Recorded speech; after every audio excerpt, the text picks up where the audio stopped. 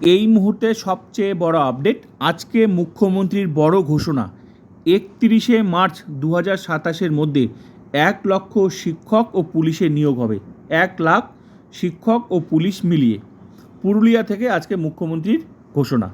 আমার যেটুকু মনে হলো সেটা হচ্ছে অনগোয়িং নিয়োগ। 2025 SLST 9-10 এদিকে প্রাইমারি ইন্টারভিউ চলছিল, বন্ধ আছে, প্রসেসটা থমকে আছে, সঙ্গে পুলিশের নিয়োগ। তো যেটুকু মনে হলো এই অনগোয়িং নিয়োগেরই কথা বলা হচ্ছে। তো 1 লাখ সব কিছু মিলিয়ে টার্গেট ওই 31শে মার্চ 2027-এর মধ্যে।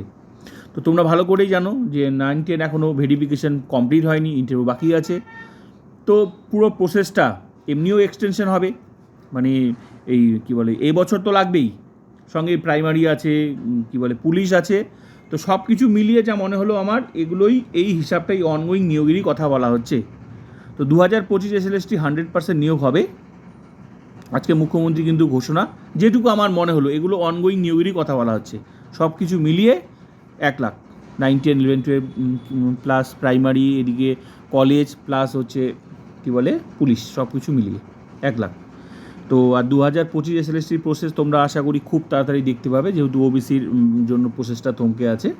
তো আমার যেটুকু মনে হচ্ছে 17% থাকার সম্ভাবনা আছে, যেহেতু এখনও নোটিশ দেয়নি। পুলিশে যেমন নোটিশ দিয়ে ওদের কী বলে ক্যাটাগরি আপডেটের অপশন দিয়ে দিয়েছে, ওখানে ওবিসি 7% হয়ে গেছে, এখানে কিন্তু এখনও নোটিশ দেয়নি।